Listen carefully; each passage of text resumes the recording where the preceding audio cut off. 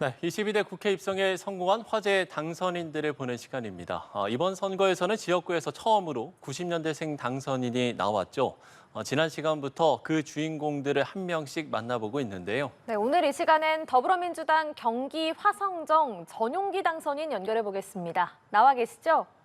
네, 안녕하세요. 전용기입니다. 네, 안녕하십니까. 먼저 당선 축하드립니다. 네, 감사합니다. 예, 당선 소감과 함께 총선이 끝나고 첫 주말 어떻게 보내셨습니까?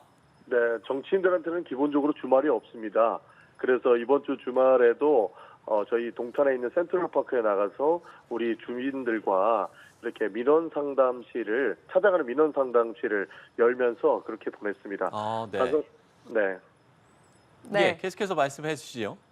네, 뭐 당선 소감 같은 경우에는 어깨가 많이 무거워졌는데요. 누구보다 자주 소통하고 낮은 자세로 일할 수 있는, 열심히 뛰어다닐 수 있는 젊은 일꾼이 되겠습니다. 예, 알겠습니다. 경기 화성정 앞서 당내 3자 경선이 치열했고요. 또 본선에서도 전용기 의원 포함해서 현역 국회의원 3명이 맞붙어서 화제가 됐습니다. 55.7%의 득표율로 당선이 되셨는데 유권자들이 전용기 당선인을 선택한 이유 뭐라고 생각하십니까? 네, 아무래도 참 어려운 선거였습니다. 훌륭한 분들께서 나와주셨고 현역 3파전이라는 초유의 이 선거를 치르게 됐는데요. 다른 뭐 경쟁력 이런 것들 떠나서 지금 동탄은 계획 도시에서 이제 완성 도시로 가야 되기 때문에 네. 젊고 빠릿빠릿하게 뛰어다닐 수 있는 정치인이 필요하다라고 판단하신 것 같습니다. 사실 저도 선거에서 그런 정치인이 필요하지 않느냐라고 우리 유권자들한테 질문을 했는데요. 그런 측면에서 이렇게 선택해 주신 것이 아닐까 저는 보고 있습니다. 네. 예.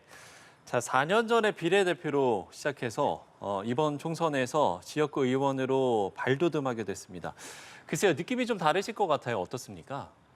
더욱 어깨가 무거워진 것 같습니다. 네. 비례대표 때보다 지역구 의원이 되면서 이제 제가 국회에 나가서 우리 화성시 정 지역 주민들을 대표해서 이야기해야 되는 것 아닙니까? 네. 그런 측면에서 아주 책임감이 더 가중되는 느낌입니다. 네. 전용기 당선인께서는 91년생이세요. 그래서 최연소 당선인이 됐습니다. 이번 총선의 최고령 당선인인 박지원 전 의원과는 나이 차가 거의 50년이거든요. 최연소 당선인 타이틀에 대해서는 어떻게 느끼세요? 나이에 연연하지는 않습니다. 제가 21대 국회에서도 활동을 해봤지만 국민의 대표라는 것은 국회의원 300명들한테 다 동일하게 적용되는 것이거든요. 그렇기 때문에 과거 21대에서 그러니까 지금 21대 국회에서도 나이와 관련해서 뭐 피해를 보거나 그런 점은 전혀 없었기 때문에 더욱 당당하게 국민을 대표하는 국회의원으로서의 역할을 다하겠다라는 말씀 드리고 싶습니다. 예. 자, 이번에는 당 얘기를 해보도록 하겠습니다. 이번 총선에서 야권 권력 구도가 조금 달라졌습니다. 지난 이제 21대에서는 뭐 패스트트랙을 단독 추진할 수도 있었습니다만 이번 같은 경우는 이제 175석으로 조국혁신당 등의 도움이 필요한 상황이지 않습니까? 범야권 연대는 어떻게 좀 전망을 하십니까? 저는 범야권 연대가 충분히 가능성이 높다라고 평가하고 싶습니다. 예. 사실 더불어민주당이나 조국혁신당이나 이번에 윤석열 정부를 심판해야 된다라고 하는 목표는 같았기 때문에 충분한 표를 얻었다라고 보고 있거든요. 예, 예. 그런 측면에서 윤석열 정부를 심판하는 방향성에 대해서 난이도가 조금 차이가 있는 것이지 방향성에 대해서는 같다고 보기 때문에 충분히 연합해서 이렇게 나갈 수 있는 것은 열려 있다라고 평가하고 싶습니다. 네. 민주당이 다음 달 2일에 본회의를 열고 최상병 특검법을 처리할 방침입니다. 지금 여당에서도 일부 특검을 찬성하는 목소리가 나오고 있는 상황인데요. 목표대로 21대 국회 안에서 처리할 수 있으리라고 보십니까? 저는 충분히 가능성은 열려 있다라고도 보고 있습니다. 지금 최상병 특검 같은 경우에는 정말로 진실을 밝혀야 되는 그런 지점까지 와 있는 것이다 이렇게 보고 있거든요. 예. 그렇기 때문에 여당에서 많은 인사들도 최상병 특검만큼은 수용해야 되는 것 아니냐라고 하는 전향적인 태도를 보이고 있습니다. 그렇기 때문에 이번 21대 국회에서 충분히 최상병 특검만큼은 이뤄낼 수 있지 않을까 그렇게 점치고 있습니다. 예. 자, 21대 국회에서 최상병 특검법을 처리하지 않을까 이렇게 전망을 해주셨고요. 자, 그런가 하면 윤 대통령이 내일 국무회의 모두 발언을 통해서 총선 관련 입장을 직접 밝힐 예정입니다. 여기에 어떤 메시지가 담길 거라고 전망을 하세요?